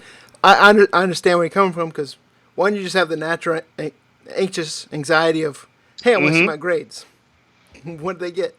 And then two, you paid for Fast Pass, and you're like, dude, what's going on? But yeah. I understand it's con season and everything. Okay, cool. I give you extra 4 days. But we're going on 30 days. I'm like, oh, listen, man. But they did right by me. So shout out to CGC once again. I never had a problem. And if I did have a problem with CGC, they always came correct. So I haven't heard recently, but have you heard anything about what? Because I know CBCS, their turnaround times are pretty bad. I heard it like 8 months. Yeah. So I don't know if it's changed, because didn't they also just move to Texas? To Texas, right, from St. Petersburg. But they're also leaving. Part of it's staying in Florida or something like that, right? Or they're having something where you can still drop off in Florida, or I forget what the whole. Why did they keep the office in Florida? Is it because there's no taxes there? I guess because CGC's there also, right? Aren't they both both were in Clearwater or St. Petersburg or? I know one thing. If they was to put an office in New York City, oh my God, I would just have to call out and work on Wednesdays, because I'm going straight from the comic shop to the CGC office here. Yeah, well, isn't because Diamond the distributor, aren't they out of Baltimore or something like that? I think. Yeah, Baltimore. Yeah. People still get their books late. Going to these Baltimore, these breakfasts and everything, it's so funny. It's so funny. The guy from Bleeding Cool he makes it great. What's his name? The guy with the hat? I don't know his name. I think it's Rich Johnson, maybe. I don't know. He's hilarious. He brought a box of damaged Diamond books out and threw them on the floor. And this is what I have to deal with. Makes a big spectacle about everything. It's funny. He's a funny guy. Yeah. So What days are you going to be at Baltimore this year? All of them. Yeah. You getting there Thursday or? Thursday, Friday, Saturday, Sunday. Yeah, I told her, I said, what are you gonna do when I'm going? What you mean? I'm coming with you. I'm like, okay. Yeah, I'm driving up Friday morning, Friday through Sunday. So. What the show? The show starts Thursday, right? Like preview stuff, like the actual official is Friday, Saturday, Sunday, I believe. I remember I went one year, and they had open bar. Oh my god. Oh my god. That's all I'm saying. So it was crazy. Yeah, I'll definitely put together another private slideshow video for everyone that goes. Because they were like, "Where were you?" I was like, "One, I was only there one day of it, and two, I was usually filming, so I'm not in a lot of the pictures." Or maybe I was just smart. I don't know. No, I'm kidding. But it was. What happens in Baltimore stays in Baltimore. It's like Ghost from Power, right? Oh, you don't watch Power, do you? I don't watch Power. That's funny because you watch Power more than I do. Yeah, that's a good show. I'm all about The Wire, man. Wire's better. Did you ever watch that Hap and Leonard? Who? It's a show called Hap and Leonard. It's got Omar. Yeah. You was telling me about it. Yeah, it's a good show. I never watched it. It's got the guy from The Following. He was in Rome, but if you want to watch some cheap, low budget hood, but it's quality filmmaking, go to thecyclewebseries.com and watch season 1 of The Cycle. It's an amazing hood show. It takes place in Brooklyn. And it's going to show how different Brooklyn is. When I say Brooklyn different, it's amazing. It's like The Wire, but on crack. It's The Wire on steroids. It's amazing. It's called The Cycle. You can Google this. It's called, the website's like this, thecyclewebseries.com, but it's amazing. And it's very, very low budget. The actors are just people off the street, but it's amazing. You have to check it out. If you like the hood stuff, check out The Cycle. Definitely. So I don't see any. Looking to see if there's anything else in the chat. Any questions? Master X checked in. Welcome him aboard. What up? Astro Comics wants us to start over. He just got here. Astro, check us out on the replay. Rewind.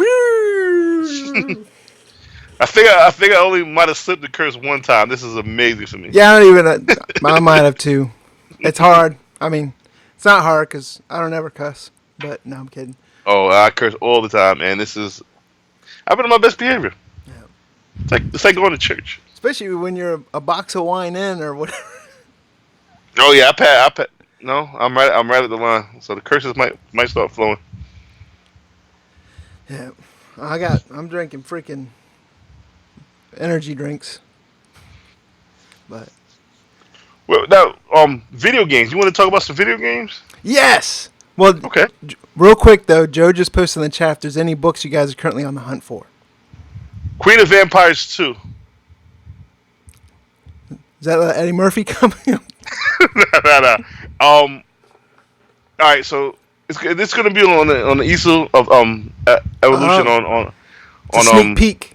Sneak peek. I don't have one handy, but if you can Google it, it's Queen of Vampires 2. It is okay. I'm giving you the family friendly version. It's drawn beautifully. The female is drawn beautifully, and the artist is Christos Martins. And I can't find issue 2. I want to put together a set because those covers are just beautiful. They're beautiful covers, and it's from AH Comics or something like that. And if you want spec value to it, it's no spec. These books don't sell in the aftermarket. But if you're trying to find issue 2, they're like $40-$50. I don't want to pay $40-$50. I'm pretty sure somebody can find these for me in the dollar bin somewhere. So, of course, I'm still trying to complete my 1986 star run of Masters of the Universe 9/8. I still need a number 12, which is easier to find than some of the other ones, but they still don't show up on eBay. I mean, 9.6s, 9.4s, they show up all the time. But another book that I just want raw is the Sons of Anarchy series that came out, the first one that came out, was it 2013, 2014? The tattoo variant? No, not even. It was the series before that. But Boom, for issues like 1 through 5 or 1 through 6, they had web exclusive only variants that were mugshots. Oh, really? Yeah, and I have all of them except for number 1, which is Gemma. And I have saved searches on eBay, and every day 34 new Sons of Anarchy number 1 or whatever, and they're always like either the new series or the old series, but not like the Hastings or Forbidden Planet or a bunch of other different variants, but they're never the mugshot. And then sometimes you'll see sets of them, but they never have the Gemma one in it. And I'm like, damn it. But not a lot of spec value there. I just like the cover, and they hardly ever come up. But I have my comic shop. I have it on my wanted list, so hopefully it comes up there. But yeah, it's a mugshot variant. Web exclusive, is only available on Boom Studio Store. And at the time when it came out, I almost bought it, and I was like, I'm not paying $30 for that. I'll get it. I'll get it in 2 months for like $8, and I can't find it. It never comes up. Those tattoo variants. I had a collection of those tattoo variants, and I shouldn't have sold them because I like those tattoo variants. Yeah, the Opie one goes for good money. Yeah. I mean, all of them do, but the Opie one, and then yeah. But here's that Queen of Vampires I was talking about. Nice. Beautiful, beautiful cover. I want more. Of these. So if you can find 2 and issue number 3, I don't have issue 3. So but do you have stores that have a lot of back issues that you can dig at? I mean, does Midtown there have a lot of back issues? They have a lot of back issues, but I have a lot of back issues worth nothing. Midtown has been picked through like a fat dead body in the desert. Just vultures just come out of nowhere. Man. Everywhere in New York is cooked. But I have a honey hole in New York that I don't talk about, and they're okay with back issues. But if you're looking for heat in New York, yeah, right. you get that. But I suck when it comes to back issues anyway. When it comes to finding back issues, I'm not good. Yeah, my problem is like I wouldn't say it's spec, but I'll start reading something, then I'll like want to do research on a character or something, so I'll backtrack and do more research on the character, and I'm like, oh, they were in this title or this title before that, and then I pick it up in my mind like I'm smart, but no one else is aware of it, or no one. I won't say aware of it. No one else is aware of it because it's not that doesn't do anything, but I still buy it because I'm like, hey, I want to know more about this character, read more about it. But the first Midtown warehouse sale, oh, that was it. If you wasn't at that first one, you missed out on some heat. It was heat is in there. It was. Man, listen, that first Midtown warehouse sale, it was, and the second one was good too, but it wasn't like the first one. I mean, dudes was pulling out Luke Cage #1. You know what I mean? Conan 275. And these are all for 30 cents. Wow. You know what I'm saying? And man, it was people put Edge of Spider-Verse 2s, the variants. I mean, all granted they were kind of messed up, but dude, it was so much money to be made there if you were flipping, and it was so. I know it's because everybody in there was fat, so nobody went on the bottom. So I know it's some gyms at the bottom, at the bottom of those things. I know it's some gyms there. I know my fat butt wasn't going down there looking at books, and it wasn't a lot of skinny people there, and the skinny people weren't looking down there. So I know it's still some stuff in those bottom boxes. I kid you not. That's like your boy Dino. Dino pulled out, in Baltimore, pulled out that Master Universe. Yeah. Where was that box at on the bottom? I wasn't going down there. Yeah. Yeah, because most of the time you go down there, you're going to smell ass and fart. I'll go down that one. I'll make it up. You got to roll me out of Baltimore. My knees are bad. It was so bad. I bought knee pads. I went to Home Depot and I bought knee pads to go to the next sale. I didn't use them. Kind of like getting on the floor. I was gonna, I'm fat. I can't do that. you need one of the to work when you get on work under cars. The little slug. I need a skinny friend. That's what I need. Yeah. I don't know. Ain't no skinny people in New York no more. Kids. Not that I know. Hire some kids. You can't trust kids either. I was gonna pay my nephew. I said, listen, I'll pay you $30 to put all these comics in alphabetical order. So no, I don't want to do that. I think you. Astro Comics is asking what are you drinking? Oh, wine, red wine. Box of wine knocks me right out. I can't drink Hennessy no more because it makes me crazy and it raises my blood sugar. For some reason, wine is the only thing that lowers my blood sugar. I don't know why, but I don't need to be drinking anything, to be honest with you. But I'm gonna stop one day. Ain't gonna be at Baltimore. It ain't gonna be at Baltimore. After Baltimore. Yeah, I'm saving myself for Baltimore. It's gonna be a good time. Oh, it always is. I never had a bad time in Baltimore. Baltimore is. It's like I said. It's our World Series. It's our Hall of Fame weekend. Yeah. It's our WrestleMania weekend. Everybody just goes and just meet up with everybody from all over the world, all over the country, and just have a good time, man. It's so many stories that come out of Baltimore. That's just a show for itself. All right. Before we close this out, let's talk some PlayStation 4. Okay. So, you and I, months ago, Monster Hunter came out, and that's when we played. Well, I played a lot. You played a lot. It cost my marriage almost. Yeah. I was like, I got like 12 hours in. You're like, that's it. I got like 67, blah, blah. But listen. So you've been keeping up with it more than I have. I still play. I play at least once a week now. Yeah. So why don't you tell people that don't know what Monster Hunter is? Why don't you explain it? Well, Monster Hunter is like one of the best games I've ever played.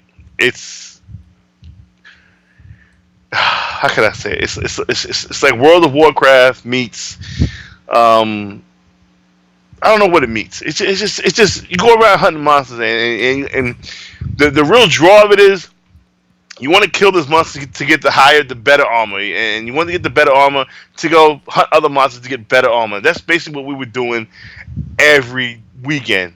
Me, Brian, Dino's cousin. What was your boy's name, Brian? Donnie. We were on Monster Hunter for. I remember I played for 12 hours straight, and I looked at myself in the mirror and I didn't care. I'm like, yo, what's wrong with you? My wife used to come home. My wife used to go to work at 8 in the morning. She's a nurse. She would go to work at 8 in the morning, come home at 8 in the night. So you still playing this damn game? She used to get so mad, so I'm upstairs. And there's no pause feature in the game. So that really almost cost me my marriage because she wanted me to bring her some food or something one time. I'm hungry. Wait, I gotta kill Nergy guys. I can pause it, and she got so mad. She threw plates on the floor. I'm like, yo, wait, my fault. But Monster Hunter World is the greatest game. One of the most funnest games I ever played. You didn't even take your dog out sometimes. Actually, he had to hold us. No, Chloe. I didn't take Chloe. That's what it was. I put wee pads down for Chloe.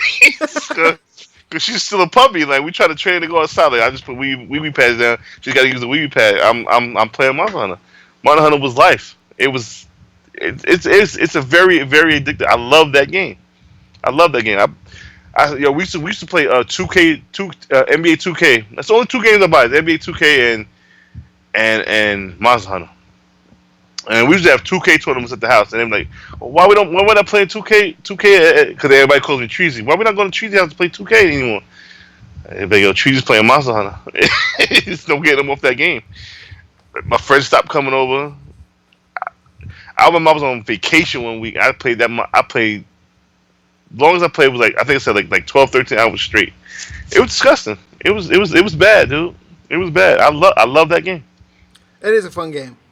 It's one of those games that's even more fun when you have three friends to play with, especially three people that you can trust. And you all left me.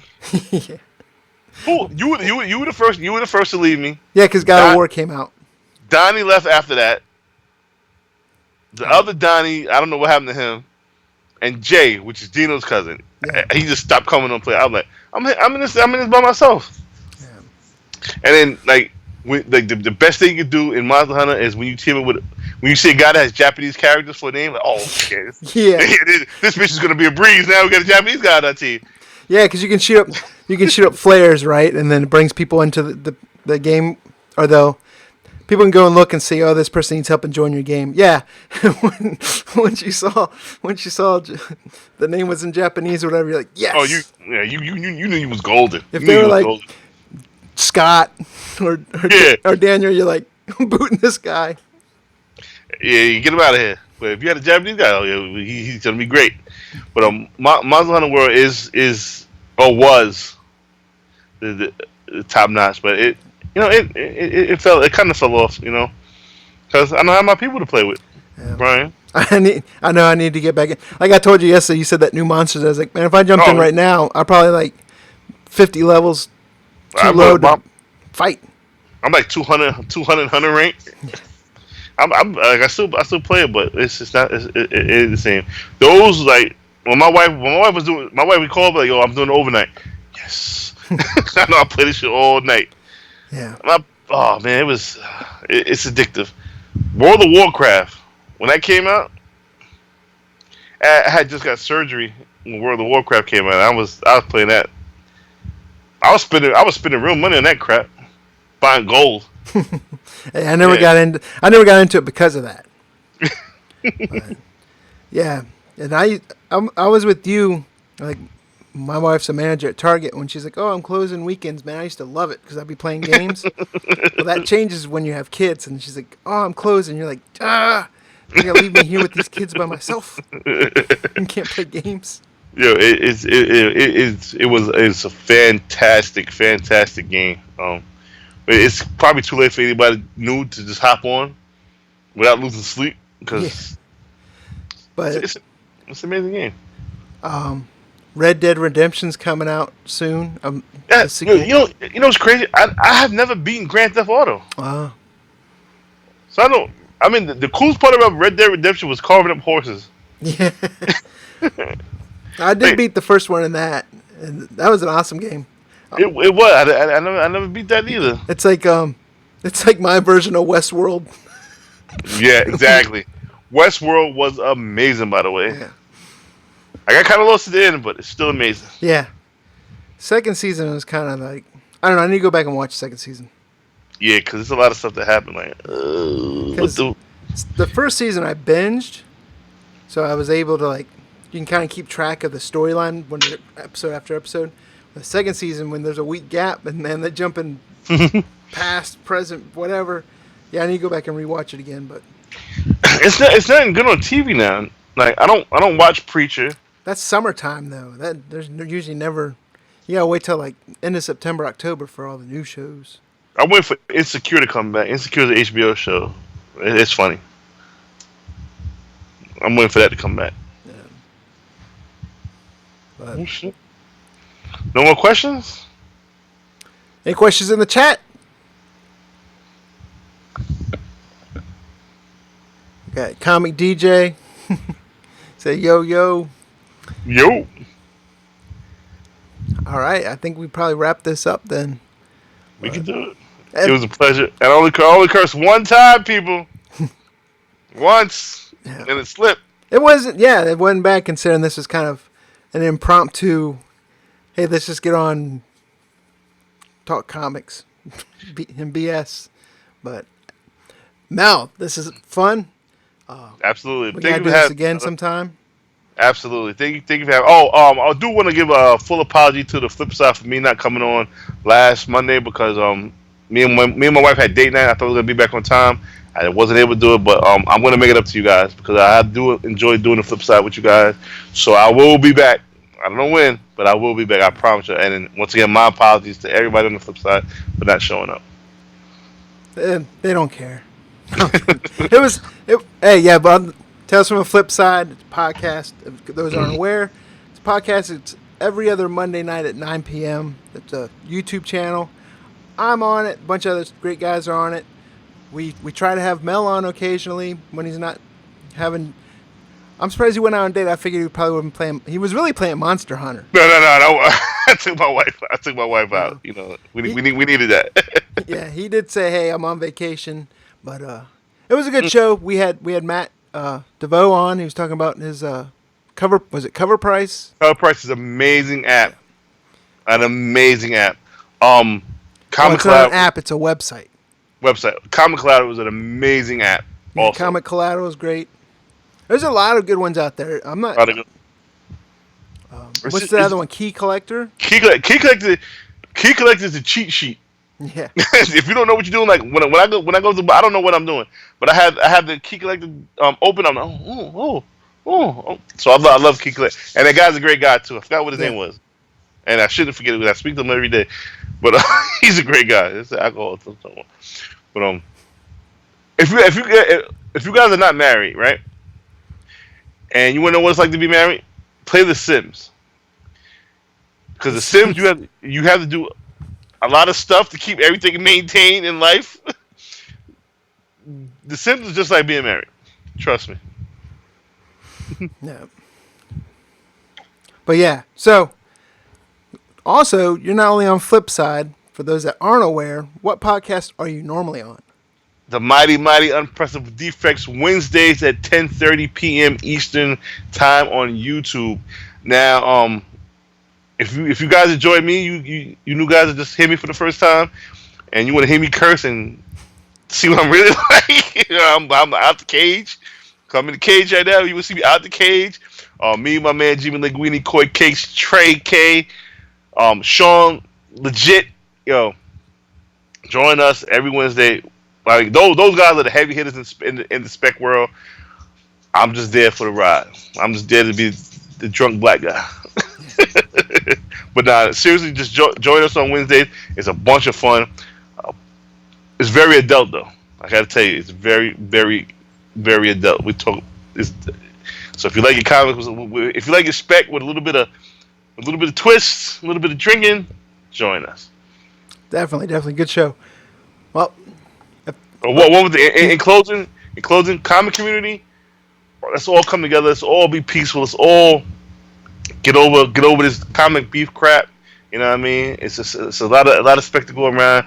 Everybody's good people. Just keep it peaceful. I don't want to see nobody getting hurt in this comic book thing that we got going on. So everybody be positive, man. That's all I want to say. I definitely agree with everything you just said. I'm also looking at the chat, and Astro Comics has got a question for you. Sure. Waiting to see him posted in.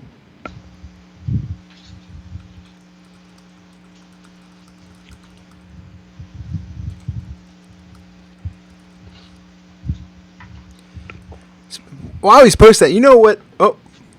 You know what would be great is if I could figure out a way to do that where we could bring video calls into the live stream. That would be dope. I'm sure there's a way. I'm not tech savvy enough yet to do so, but you tech savvy? You work for the government. I don't work for the government. What are you talking about? No, but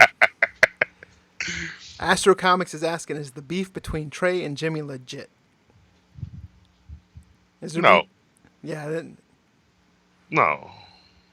There's no beef. Yeah. We play around a lot of the podcasts. It's no beef. Even when Jimmy talks crazy to me, it's for the camera. It's for the podcast. Yeah. It is sometimes I want to punch Jimmy in the face.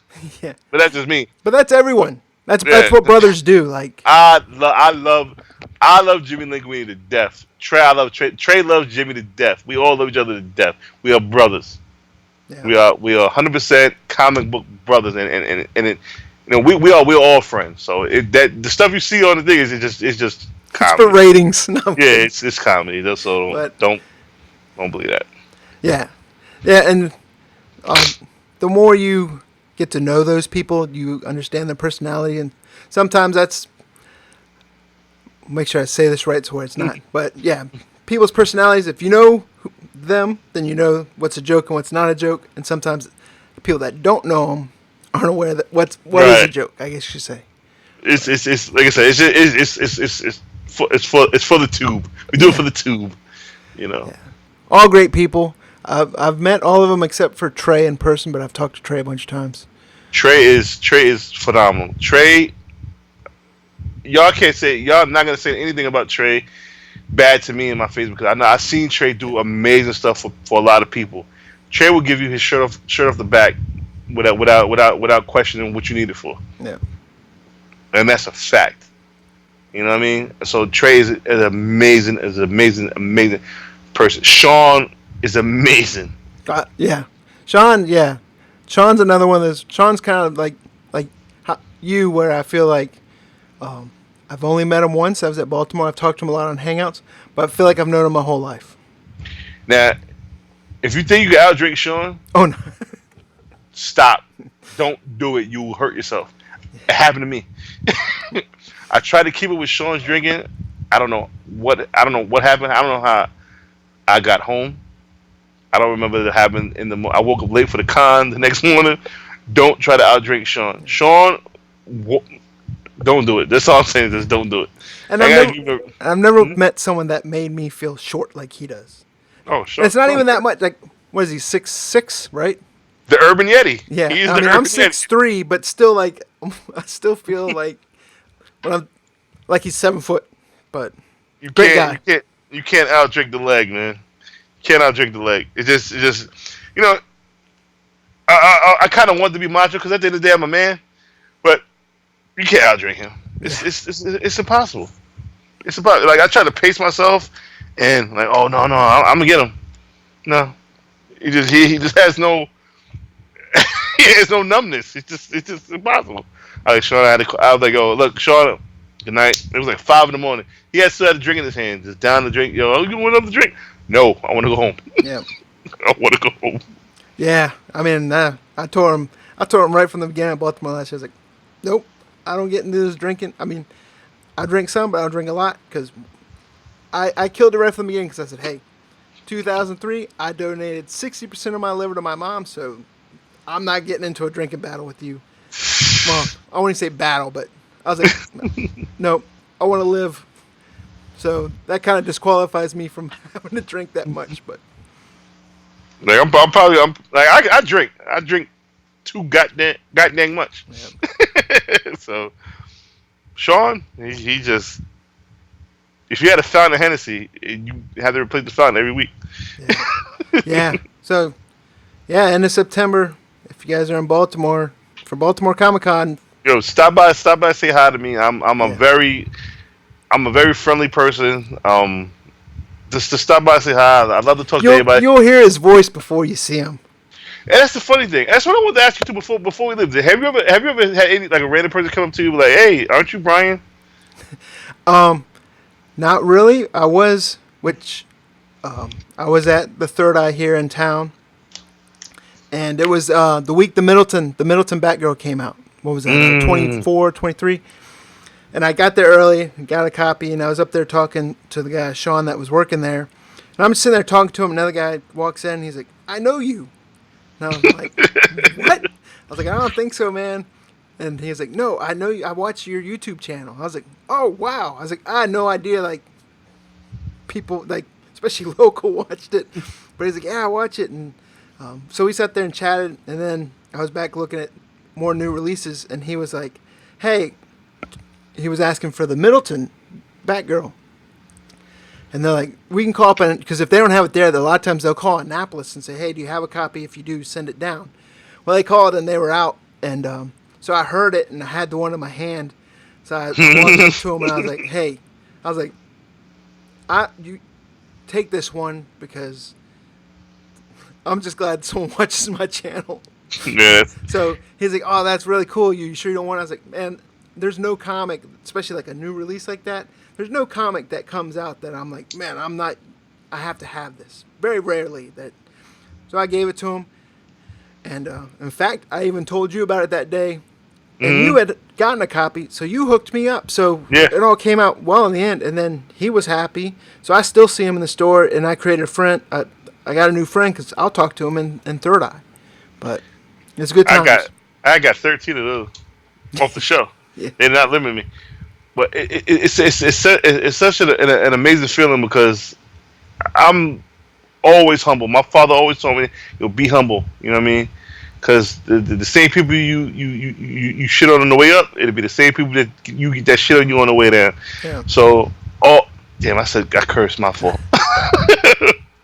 Delete that. But always be humble. You know what I mean? Always be humble. And I was at a show. And I was looking through the bin. And I'm talking to the dealer, and this one kid, and I'm horrible with names. I'm so sorry. He said, "Are you Mel V?" Like, yeah. And it always trips me out when somebody recognizes my voice or recognizes my face, and it's special to me. You know what I'm saying? It touches a good place in my heart. That somebody knows, like, recognizes what I'm doing. Like, "Oh, I love your articles. I read your stuff all the time." Shout out to Peter from Midtown. First time I met him, I was like, "Hey, you're Mel V." Yeah, okay. Like, I'm so shocked and so humble at the same time. It's an amazing. So if you guys see me, just come by and say what up. I'm the most humblest person you could ever meet. I will show you love.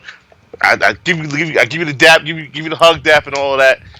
You know, it's thank you guys for just listening and reading everything I write and listening to the me on Simpleman Comics. Yeah.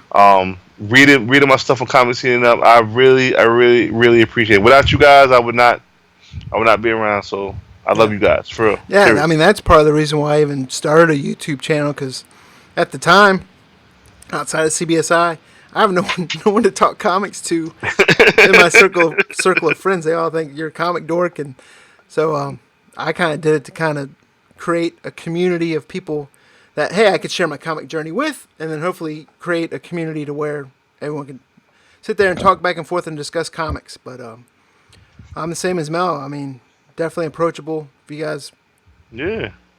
I don't get to get out very often with a bunch of cons with two boys and a wife that's a manager working retail. But I'll definitely be at Baltimore. So if you guys are at Baltimore,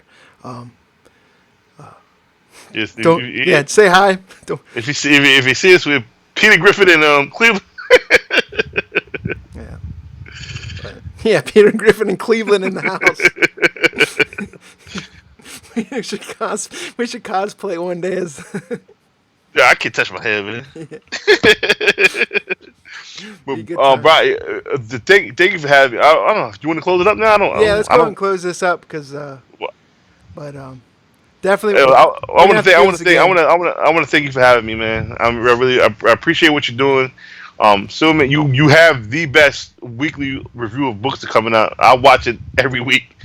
Right. You know, it's books on there that I'd be missing that just rise in value. And if I know you don't want to do the speculative type thing, but it is what it is, man. You choose great books. There's a lot of books that fall under the radar from a lot of these other speculators and everything, but you always have them on your list. Like the Cable One, I didn't know about the Cable 159 until you told me. Yeah, there was and that those videos are hard because you want to. I mean, I personally want to always keep it 10 to 12 minutes at the longest because no one really wants to sit down and watch. I say this as we're doing a 2-hour live stream, but no one wants to sit down and watch a 12, longer than 15 minutes. Because I used to do that with previews, like the pre-order books. Man, I had like a 20-minute because I did all of them, and you look at the average watch time is like 6 or 7 minutes, so much longer than that. So you can't list every book. Some people are like, "Oh, I want to hear every book that's coming out," and then there's some books that you'll get comments where, "Hey, you didn't mention this." And you're like, yeah, and I'm thinking, I had that book, but I didn't want to I wanted to drop stuff off to keep the time down. But then the next time I'm like, yeah, I want to add that in. So I'm listening to people that comment, and I definitely appreciate everyone's comments and constructive criticism because I'm learning from it too. I try to make it better. But I'm definitely going to start trying to vlog those Wednesday comic trips and try to add a little bit more uniqueness to the channel. Not just me sitting doing a voiceover or sitting at a table showing off an Infinity Gauntlet, but I want to, definitely want to GoPro on my head or hold a camera up to my face or whatever and just share my comic journey. So we'll see how it goes. Someone asked if we ever go to Indy. I'm gonna go to Indy 1 year soon. Yeah. Don't know when. I want to go to Indy because that's all the Flipside guys go to Indy. Dino, Stein, Paul. I'm looking forward to seeing Paul at Baltimore. But Paul crazy. I love Paul. Paul crazy, man. Paul the wild boy, man. Yeah, Paul's got coasters, by the way. He still got them. He's got a couple sets left. But anyways, so we'll have to do this again, Mel. Mel, I will tell you, Mel wants to do a live stream like every day of the week. Because he's like, hey, let's get on. I'm like, dude, I can't. My wife's working. My kids are up there going nuts. It's only because I plan on stop drinking soon. So you guys better get all the lives out of me. Yeah. You can. I might do. No, I'm not gonna do one tonight. I'm not gonna do it tonight because those live streams get out of control. So, yeah, and I'm sorry I missed last night because I would definitely gone on with you and Tony Hammock. Oh, we could probably do one with Tony. We'll talk about it. Yeah. So, anyway. But, yeah. I know we said it 3 times. I'm bad at. I'm always like, no, you say bye first. But hey, appreciate everyone guys watching. Definitely enjoy it.